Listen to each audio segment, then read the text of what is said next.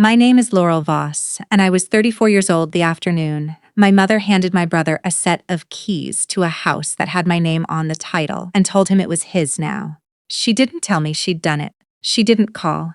She didn't send a message or leave a note or find any of the 100 ordinary ways a person communicates something significant to someone they've known for 34 years. I found out the way you find out things that were never meant to reach you from a neighbor named Pat who ran into me at the grocery store on a Wednesday afternoon and mentioned, in the comfortable tone of someone sharing neighborhood news, that she'd seen my brother moving furniture in. I was holding a box of pasta when Pat said it. I set it back on the shelf very carefully, the way you set things down when your hands have started doing something your brain hasn't caught up to yet, and I asked her what she meant by moving furniture in. Pat looked at me with the particular expression of someone who has just understood they've said something they weren't supposed to say. And she told me that my brother Kyle had been at the house on Crestwood Drive for the past 10 days, that he'd brought a truck, that the lights had been on every evening, that she'd waved to him from her driveway, and he'd waved back like a man who lived there, and she'd assumed I knew, because of course she'd assumed I knew. I thanked her and I left the stores without the pasta, and I sat in my car in the parking lot for exactly as long as it took me to understand what had happened and what I was going to do about it. Which was not long, because the understanding came quickly, and the answer came with it. Then I called my friend Denise, who answered on the second ring the way she always does, and I told her what Pat had just told me. There was a pause on the other end. Then Denise said, "Laurel, is your name on that deed?" I said yes. She said, "Then it's still your house. Go find out what happened." I drove to Crestwood Drive with my hands steady on the wheel and something cold and clarifying settling in my chest. The feeling I have learned over 34 years to recognize as the specific opposite of panic. The feeling that arrives when something's gone wrong and the only available response is to understand it completely and then address it with everything you have. Welcome to Calm Drama Stories, where the quiet ones finally get heard. This channel is for the people who answer cruelty with calm and shame with the truth. If that sounds like your life, you are exactly where you belong. Subscribe, drop a comment, and stay with me. Because this story starts with a house and a deed and a mother who made a serious miscalculation about what her daughter actually knew. And it ends somewhere that took every ounce of the patience my grandmother spent 30 years teaching me. Before any of this, there was a house. The house on Crestwood Drive was a 3-bedroom craftsman bungalow in a quiet neighborhood of a mid-sized Ohio city.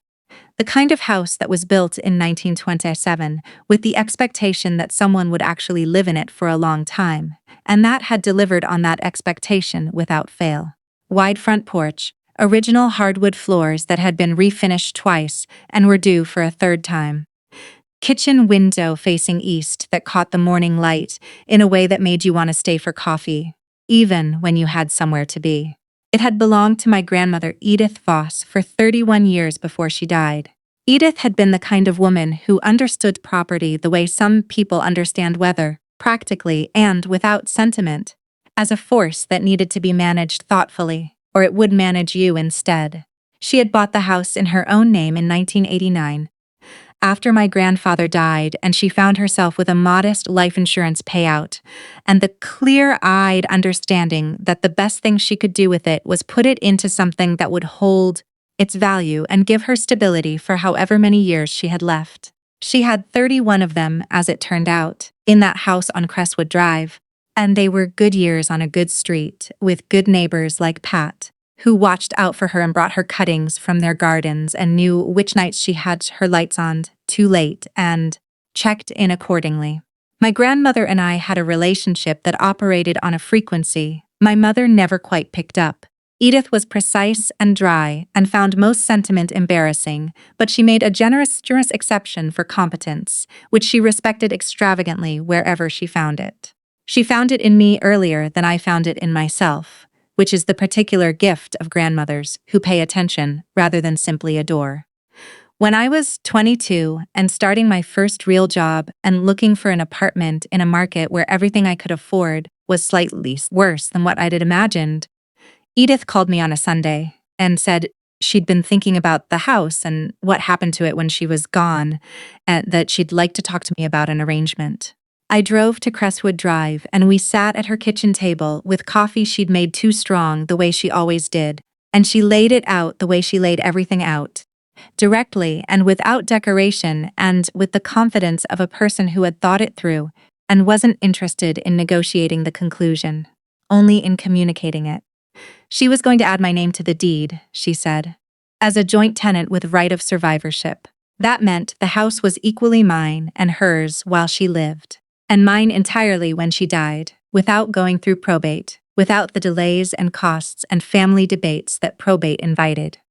The house would transfer to me at her death the way a joint bank account transfers, cleanly and directly as a matter of law rather than a matter of family agreement.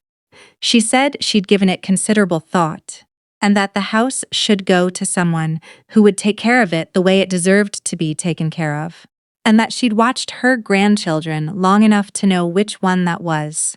I asked about my mother, I asked about Kyle. Edith said my mother had a house of her own, and had never shown the slightest interest in property management, which was true in the specific way that Edith said true things, without malice and without softening.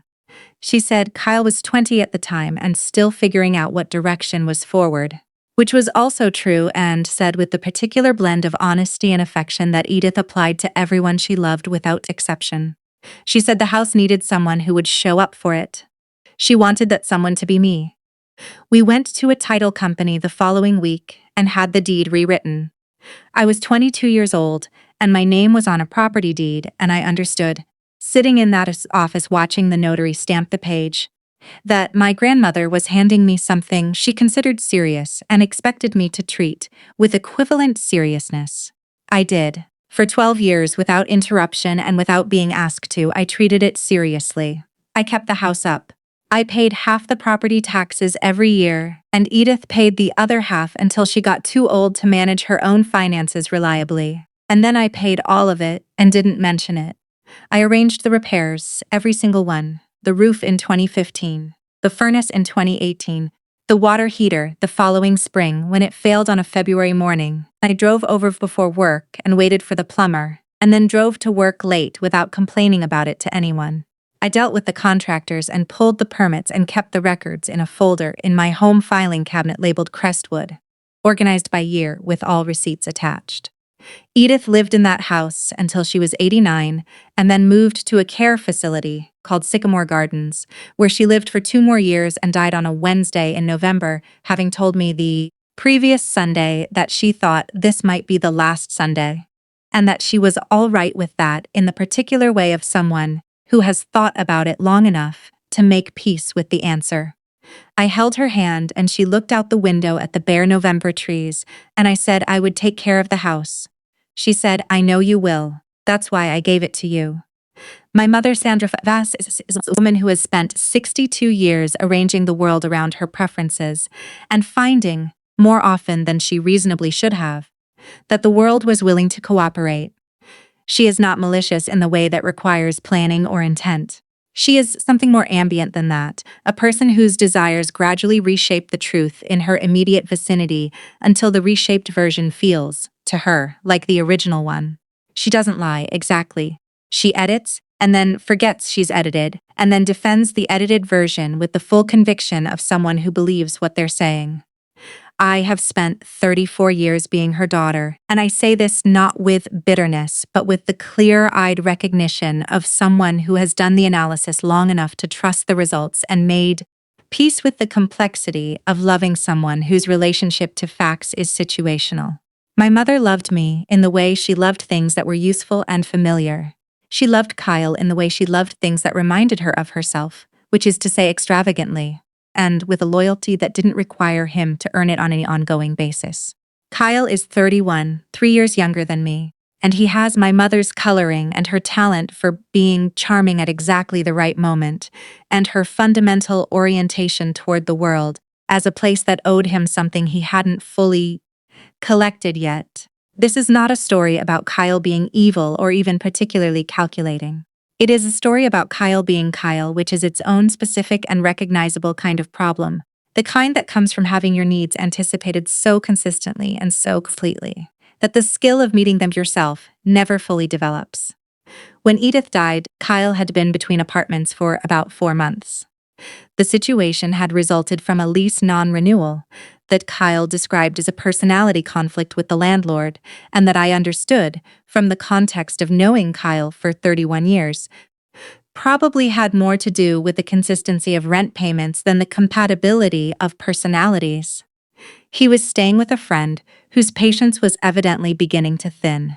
He was, according to my mother, in any conversation where the subject arose, in a very difficult position that was not his fault and that deserved the family's support. I had heard that sentence, in that precise construction, applied to Kyle's situations approximately 40 times in my life. Not his fault, deserves support, needs a chance. The vocabulary of a mother who had decided early that one of her children was fragile in ways that required ongoing protection, and had organized her parenting around that decision ever since. In the weeks after Edith's death, while I was handling the practical matters of the estate, the care facility paperwork and the notification calls and the financial account closures and all the other invisible labor that falls to the person in the family who handles things and doesn't require credit for handling them, my mother began to talk about the house. She talked about it in the particular way she talked about things she'd already decided, but hadn't announced yet, obliquely, and with a warmth that was really just the warmth of anticipated agreement. She said Kyle needed a place to land. She said the house was sitting there. She said Grandma would have wanted the family to make use of it. She said it in the way of someone laying conversational groundwork, testing the ground before committing her weight to it. I said the house wasn't sitting there, it was mine, and that I was thinking about what I wanted to do with it. My mother said, of course, she was just thinking out loud. She was not thinking out loud. I know this now, and I think I knew it then, but chose the more charitable interpretation, because the uncharitable one required a conversation I didn't have the energy for in the month after my grandmother died. I should have had the conversation anyway. I keep that in the honest column of what I'd do differently. What my mother had not fully processed, or had chosen not to process, was what joint tenancy with right of survivorship actually meant in legal terms, and specifically what it meant for who owned the house on Crestwood Drive from the moment Edith died. She had known about the deed change for 12 years. I had not hidden it from her. It had been recorded publicly at the county recorder's office in 2002, and the information had been available to anyone who wanted to look. But I had also never made a point of discussing it in family conversations. Never created a shared and explicit understanding of what the deed structure meant for the future, and my mother had filed it in her mental accounting under a category that made sense to her rather than the one that was accurate. In her understanding, the house was family property that Edith had been the primary owner of, and when Edith died, it would pass to the same in reasonable and discussable way with Sandra Voss as Edith's only child and the family's matriarch in her own estimation, having a meaningful say in what happened to it. This is not how joint tenancy with right of survivorship works. The structure Edith and I had established meant the house transferred to me at Edith's death automatically. As a matter of recorded property law, without probate, without family discussion, without anyone's say being relevant. It was mine the moment Edith stopped being alive, fully and without condition. My mother had not verified this before telling Kyle the house was available. She had not called a real estate attorney. She had not gone to the county recorder's office and pulled the deed. She had not asked me, the co-owner for 12 years, what my plans were before making plans on my behalf. What she had done was call Kyle and tell him that the house on Crestwood Drive was his and that he should start making plans and be patient while she worked out the details. I know this because Kyle told me, later, after everything had found its conclusion, that Mom had called him in mid-October and said the house was going to him, and that she needed him to give her a little time to work things out with me. He'd asked if I knew. My mother had said she'd handle me. I want you to sit with those 2 words for a moment, because I have sat with them many times since, and they tell you everything essential about what was happening. Handle me.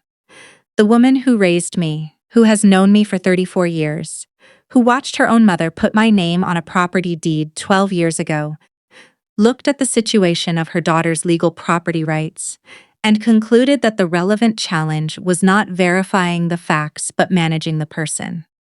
She was going to handle me into accepting a situation that erased what my grandmother had given me, and she was going to do it in the name of what the family needed, by which she meant what Kyle needed, by which she meant what she had already decided.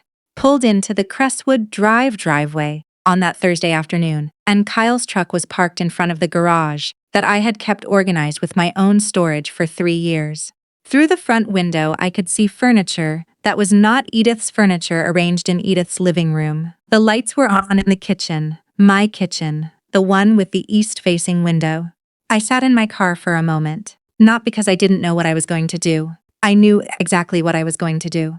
I sat there because I was making sure I was going to do it the way it needed to be done, which was calmly and with full information and without the kind of emotion that would allow anyone in the conversation to reframe what was happening as a family conflict rather than a property rights issue. When I was sure, I got out and went to the door and knocked. Kyle answered, wearing a t-shirt and the expression of a man who has been caught, but is committing to the performance of someone who hasn't been. He said, "Hey, Laurel," in the easy tones of someone who wanted very much for this to be a casual drop-in. I said I'd heard he'd moved in. He said, "It was fine." I said I was sure she had. I asked if I could come in, and he stepped back, and I walked into my grandmother's house, which now had Kyle's secondhand furniture arranged in the living room, and Kyle's dishes on Edith's kitchen counter, and Kyle's shoes by the front door in the spot where Edith's reading chair had been. I looked at all of it without letting my face do anything I didn't intend, and then I looked at Kyle and I told him what he needed to know in the plainest language I had. My name was on the deed to this house.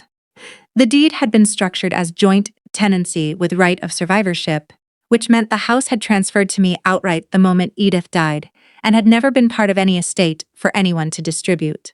It was my house, legally and completely, and he was currently living in it without my knowledge and without my permission, and that was a situation that needed to be resolved. Kyle said Mom had told him the house was part of the estate. I said the house had not been part of any estate because the deed structure had specifically and deliberately prevented that. I said this was exactly why Edith had chosen that structure, because she'd wanted the transfer to be clean and direct and not subject to family debate. Kyle said he didn't know anything about that. I believed him.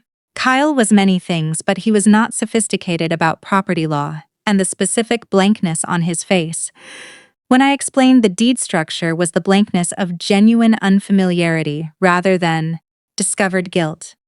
He had been handed a set of keys and told to believe in them, and he had believed in them with the uncomplicated faith of a man who had been handed things his whole life and hadn't developed the habit of asking whether the giver had the right to hand them.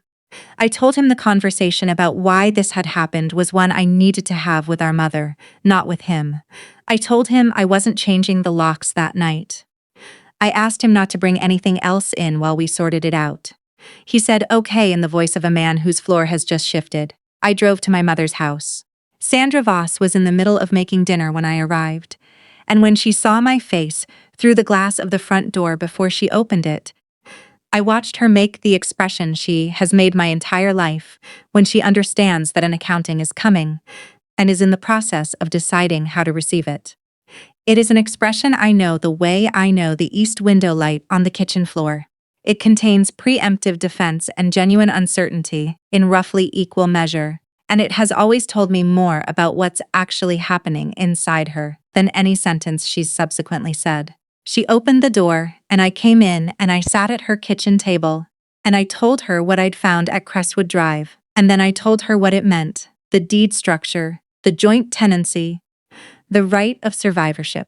All of it in the same flat informational tone I'd used with Kyle, because that tone was not a choice I was making about how to present myself, but simply the one available to me when I was holding a large amount of emotion at a careful distance from my voice.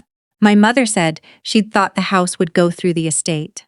I said it hadn't and couldn't have, because the deed structure had specifically prevented that, and that this was something she could have verified with a single phone call to any real estate attorney before she told Kyle to move in.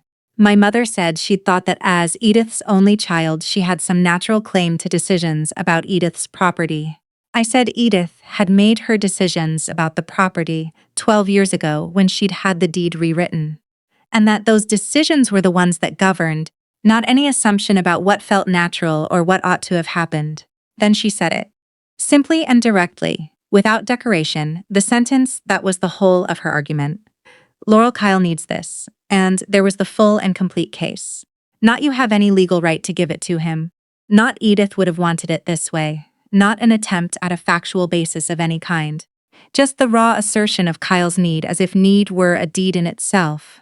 As if wanting something on behalf of someone I loved were the same as having the legal and moral authority to give it to them. I had heard some version of this sentence for 31 years. Kyle needs this. Kyle is struggling. Kyle deserves a chance. The vocabulary was so familiar I could have said it alongside her. I said, Mom, I understand that Kyle needs stable housing, and I genuinely want to help him find something that works. But this specific house is not available to be offered, and it was never available, because it isn't yours to offer. She looked at me with the expression she shifts to when redirection hasn't worked, the one that carries a note of grievance beneath it. She said, I didn't think you'd be like this about it. Like this. As if what I was being was a performance I'd chosen rather than the only reasonable response to a situation created entirely without my participation or consent. I told her we were going to give Kyle reasonable time to find somewhere else, that I expected the house to be available within 30 days, and that I hoped we could handle it without involving attorneys, but that involving one was something I was prepared to do if necessary. Then I drove home and called Denise, who said, I'm proud of you, and then I called Greta Marsh, a real estate attorney I'd worked with 2 years earlier on a contract review, and who I liked because she spoke in plain sentences without the decorative caution that makes some lawyers difficult to understand.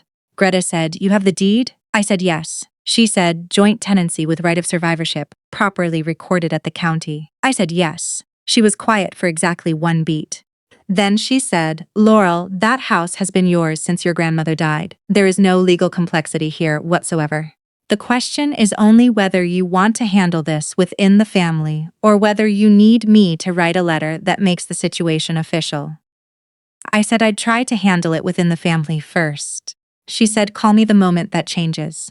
I thanked her, and I sat at my kitchen table with a legal pad and wrote down everything that had happened and everything that needed to happen next. The way my grandmother had taught me to manage difficult things by writing them down and looking at them plainly until they stopped being overwhelming and became simply a list of tasks. The 30 days did not go smoothly, and I am not going to pretend they did. My mother called 4 times in the first week. The calls followed a pattern as recognizable as anything else about her, each one representing a different strategy deployed in sequence, as the previous one failed to produce the desired result. The first call was conciliatory, suggesting that perhaps I could rent the house to Kyle at a reduced rate that acknowledged both his financial situation and my legal ownership. A compromise. Family helping family, while also technically respecting the legal reality. I said I appreciated the suggestion and that it wasn't what I was going to do. The second call was emotional, asking me to consider what Edith would have wanted, which I noted with some interest was a significant rhetorical shift from the first conversation, since invoking Edith's wishes now required implicitly acknowledging that they were Edith's wishes to have, which required acknowledging that it had been Edith's decision, and therefore Edith's to give, which meant acknowledging that my mother had not been the one with the authority to redirect it. My mother did not appear to notice the inconsistency. I did not point it out. I said I was confident I knew what Edith had wanted, because Edith had taken specific legal steps to make her wants clear, and those steps were the deed we were discussing. The third call came through a different channel. My Aunt Carol called to tell me that the family felt I was being unreasonable, which told me my mother had been working the phones and constructing a consensus narrative, the particular social machinery she deployed when direct approaches hadn't worked. According to Carol, The family understood that the house was technically in my name, but felt that I should consider the spirit of Edith's wishes rather than the letter of them, and that the spirit surely included taking care of family. I told Carol that the letter of Edith's wishes and the spirit were the same thing, because Edith had been a precise woman who said what she meant in legal documents as clearly as she said it in conversation. I said I loved the family and I was not changing my position. The fourth call was my mother crying, which I sat with fully because I loved her even when she was wrong and because the crying was real even if the situation that had produced it was entirely of her own making. She said she didn't understand why I was doing this. She said she'd only been trying to help Kyle. She said she hadn't meant to hurt me. I believed all three of those things, and none of them changed anything. I said, "Mom, I know you didn't mean to hurt me. I also know that what you did hurt me, and that the fact that you didn't intend it doesn't change what it was or what it requires now. I need the house back. That's the whole of it." She cried a little more, and then she said she'd talk to Kyle. Kyle called me himself 2 days later, which I hadn't expected, and which told me something about him that I filed away for later. He said he'd been thinking about it since I'd come to the house, and that he understood the situation was different from what he'd been told. I said I knew he'd been told something that wasn't accurate, and that I was sorry he'd been put in the position. He said he wanted to ask me directly, without Mom in the middle of it, whether there was any version of the situation where he could stay.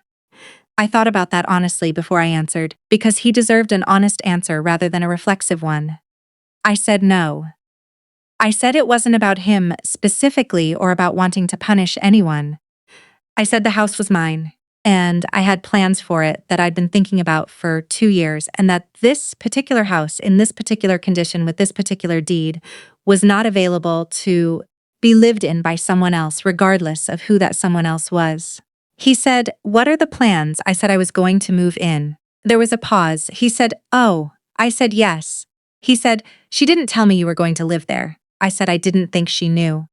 I hadn't told her because she hadn't asked, and she hadn't asked because she'd decided what was happening without finding out what I was thinking first. Kyle was quiet for a moment. Then he said, "I'll be out by the end of the month." He said it simply, without negotiating, without asking for more time, without the machinery of excuses and extensions that I'd been braced for. He just said he'd go, and then he went.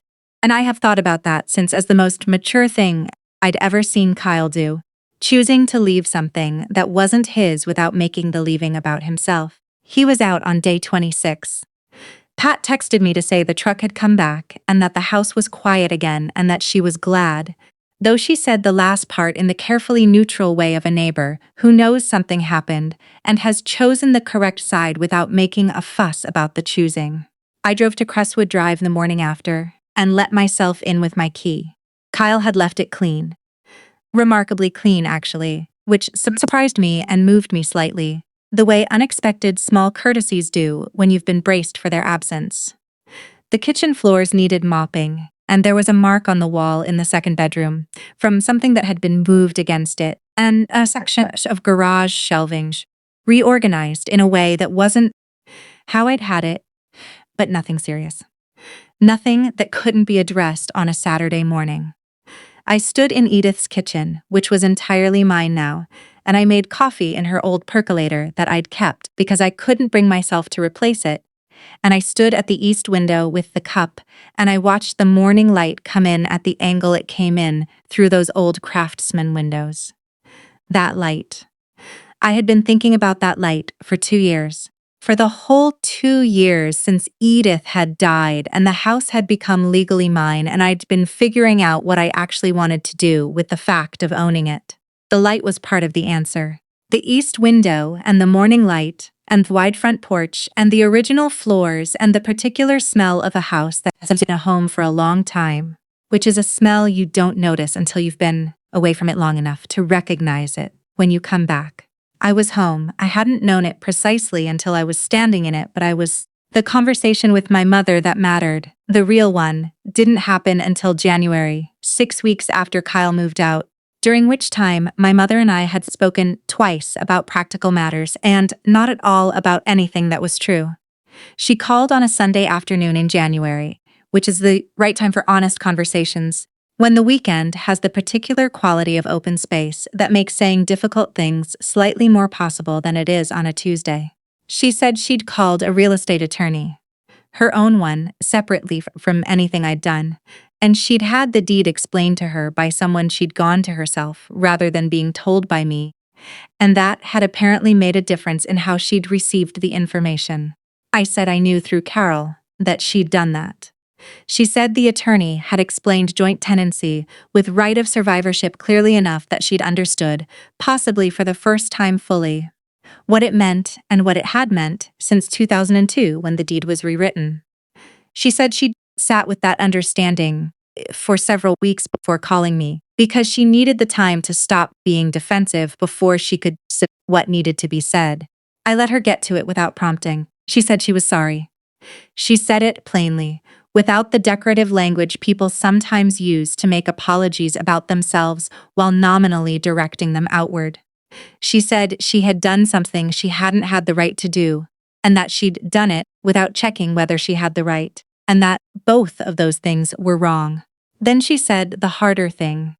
She said she'd told herself for 12 years that the deed was more complicated than it was, that because she was Edith's daughter, there was some natural authority that overlaid the legal structure, and that she'd let herself believe it, because believing it meant she didn't have to think about what the deed actually said and what it meant about what Edith had decided. She said, I think I knew, if I'd let myself think about it carefully, that Edith had made a choice about who she trusted with the house. And I didn't want to look at that choice directly because it said something I wasn't ready to hear. That was the most honest thing my mother had ever said to me about Edith, about any of it.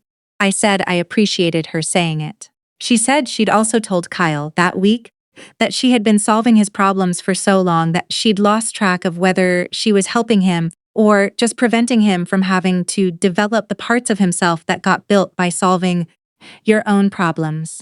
She said he'd been quiet for a long time after she said it, and then he'd said, Yeah, Mom, I know. She said that had been its own difficult conversation. I said it sounded like it had been a necessary one.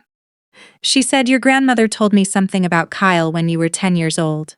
She said I was going to make it harder for him to become capable by always making sure he didn't have to be.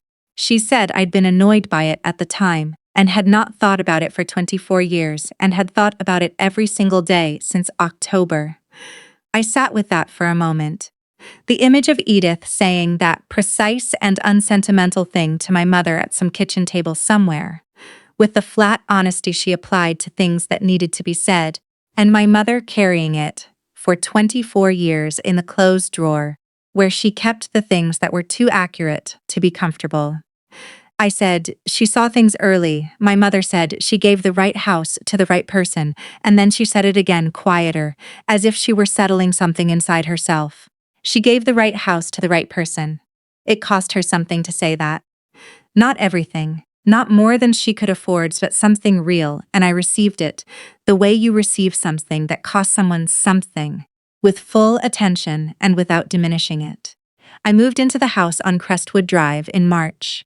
I gave myself a weekend to make it mine in the ways that matter, before worrying about the ways that didn't.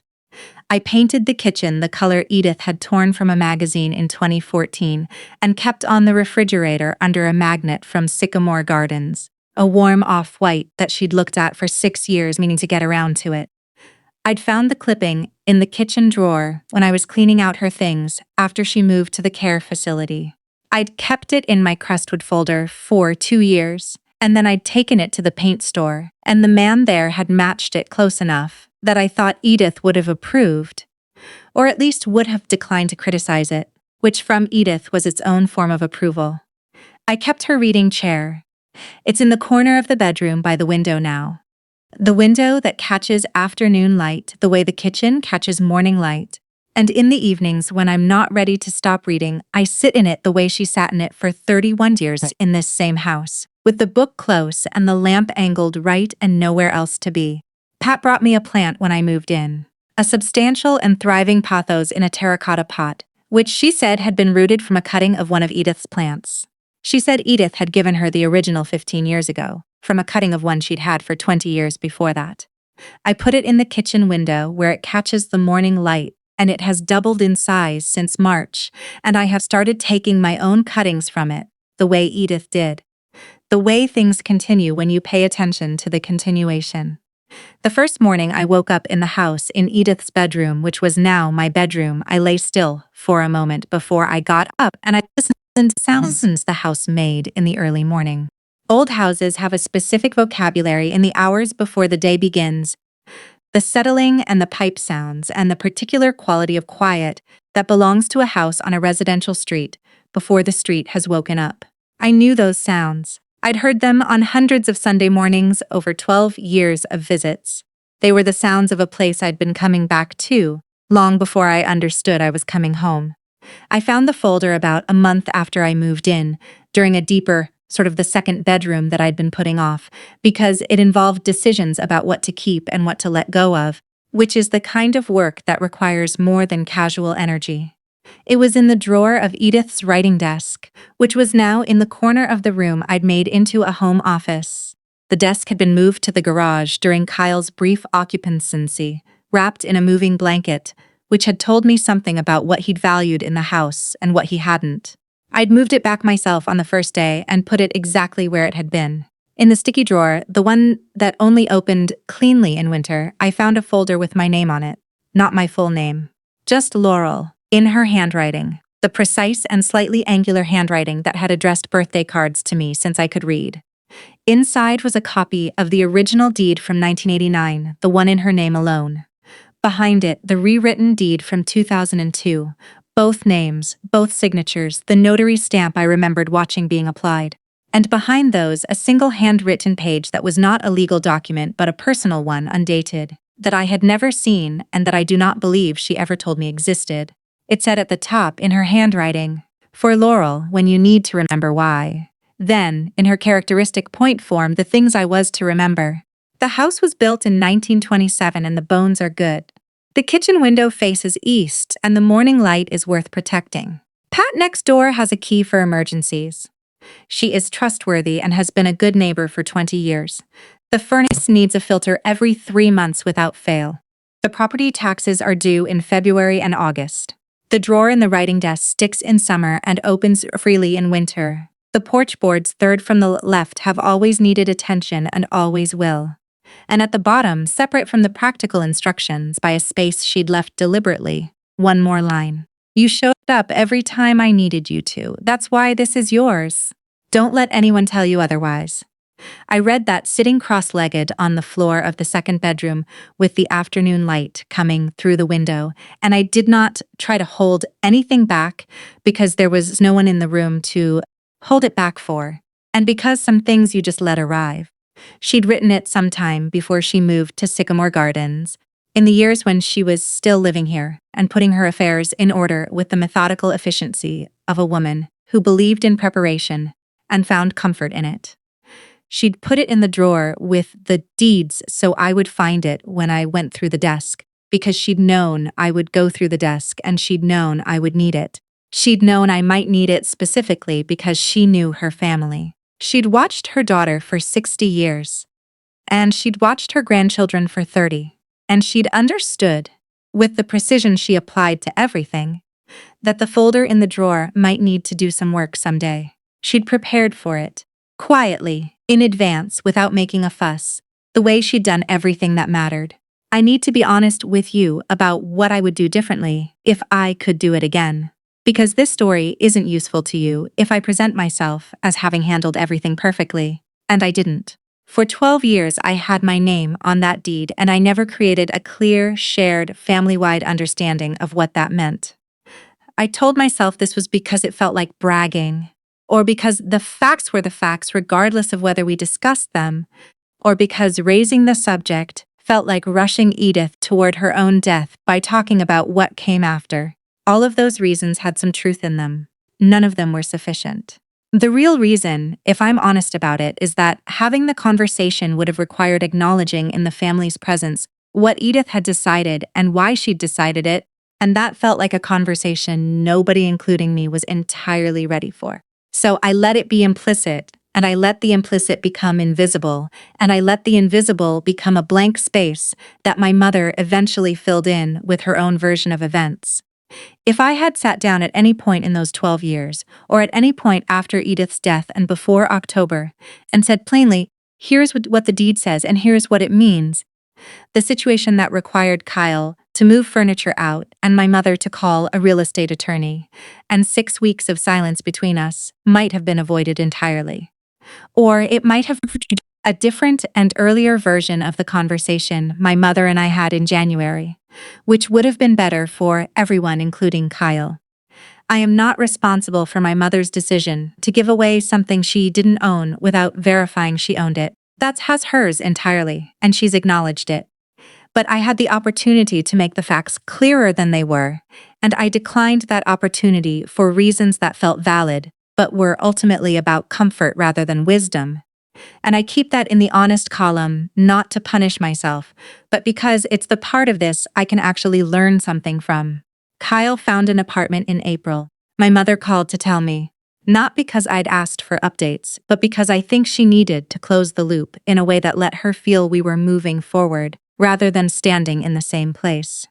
She said it was a decent place in a neighborhood she liked, that he'd found a job that seemed more stable than the recent ones, that she'd helped him with the security deposit, and that was the extent of what she was prepared to do. That last sentence, the extent of what she was prepared to do. I had never heard that sentence from my mother in 31 years of being Kyle's sister. It had always been whatever he needs, for however long he needs it, no ceiling visible or implied. I asked how she felt about it. She said tired. She said she'd been carrying him in ways that hadn't been helping him become someone capable of carrying himself. And that the house situation, as painful as it had been, had made her look at that pattern more clearly than she had in years or possibly ever. She said, I think I loved him in a way that was more about me than about him. About what I needed to feel like a good mother. And that's not really love, is it? That's just me using him to feel something. She said that quietly, with the quality of a person who has been sitting with a hard truth long enough that saying it out loud is almost a relief rather than an effort. I said I thought recognizing it was the beginning of doing it differently. She said she hoped so. She said she and Kyle had been talking more honestly since October than they had in years, and that it was uncomfortable and also better. I said that was usually how honesty worked. She laughed, a short, real laugh, and I thought this was the most like herself she'd sounded in months, not the curated version of herself that managed situations. Just Sandra, 62, figuring things out. Greta Marsh called a few months after everything was resolved, following up on an unrelated property question I'd asked her assistant about, and at the end of the call, she asked how the Crestwood situation had settled. I told her that Kyle had moved out voluntarily within 30 days, and that we'd handled it without legal intervention. She said that was a significantly better outcome than she usually saw in comparable situations. I asked what usually happened. She said the contested ones, the ones where the person who'd moved in refused to acknowledge the deed and the legal owner had to pursue formal proceedings, those could take 6 months to a year, and could cost relationships permanently. She said she'd seen siblings who hadn't spoken in a decade over similar situations. She said the families that resolved them usually did so because someone was willing to look at the facts before they'd committed too fully to a position that required them to deny the facts. I thought about Kyle on the phone, saying I'll be out by the end of the month, not negotiating, not dragging, just going. I thought about my mother calling her own attorney and then calling me in January to say she'd been wrong. Neither of them had committed fully enough to the wrong position to be unable to step back from it. That was the thing. Not that they were unusually good people, or that the situation was unusually simple, but that the moment of recognition had arrived before the moment of full commitment, and they'd each, in their own time and their own way, chosen to look at the facts rather than double down on the version they'd preferred. That's not nothing. In my experience, and I say this after spending 6 months thinking about it, that's actually quite a lot. Pat and I talk over the fence the way she and Edith used to talk. It happens naturally, one of us in the yard and the other appearing, and the conversation finds its own length without either of us planning it. We talk about the neighborhood and the weather and the pathos that has grown to take up most of the kitchen windowsill, and that I've been dividing and giving cuttings to anyone who wants one, the way Edith gave Pat the original years ago. She told me last month that she'd been glad when I moved in, and she said it in the way of someone who means the particular thing they're saying rather than a polite version of it. She said the house had felt right again. She said she hadn't been able to name what had felt off in the months after Edith died, and before I moved in, but that whatever it was had resolved itself when the lights came back on in the east kitchen window in the morning. I asked her if Edith had ever talked about me. Pat smiled in the way of someone replaying something they have always been fond of. She said Edith had talked about me the way she talked about things she'd made a good decision about. Not sentimental, not effusive, but satisfied. Specifically satisfied, the way a person is satisfied who did a thing deliberately and watched it prove out over time. She said the specific thing Edith used to say was, "Pat, that girl of mine shows up. Every time without fail, she just shows up." I looked at the house from the yard, the east window with the morning light, the porch, with the third board from the left that had always needed attention, and always would. The bones that were good the way she'd said. The whole solid, ordinary, beautiful thing that had been given to me. Because I'd understood, at 22, that showing up was the job, and the job didn't end and you didn't do it for the acknowledgement. She just shows up. That was the deed, really. Not the one at the county recorder's office, though that one mattered, and I was glad to have it. The real deed was that sentence, earned over 12 years of Sundays and furnace filters and February tax payments and property repair folders organized by year, recorded not in any legal document, but in the particular satisfaction of a woman who had spent 31 years in a house, watching who came through the door and who didn't. Edith had given me the house because of who I was. My mother had tried to give it away because of what she needed.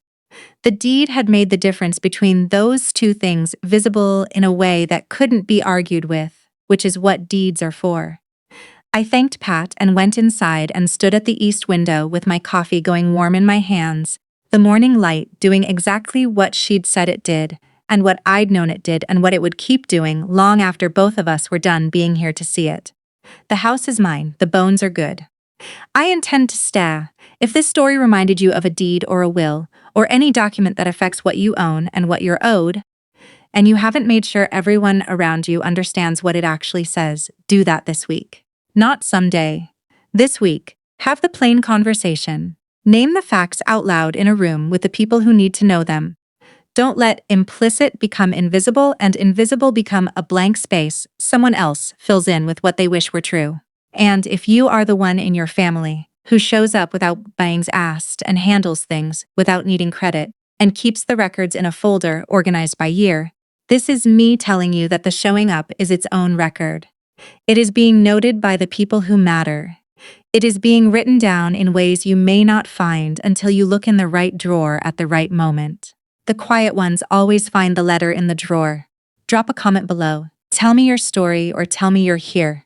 Hit subscribe and I'll see you in the next one.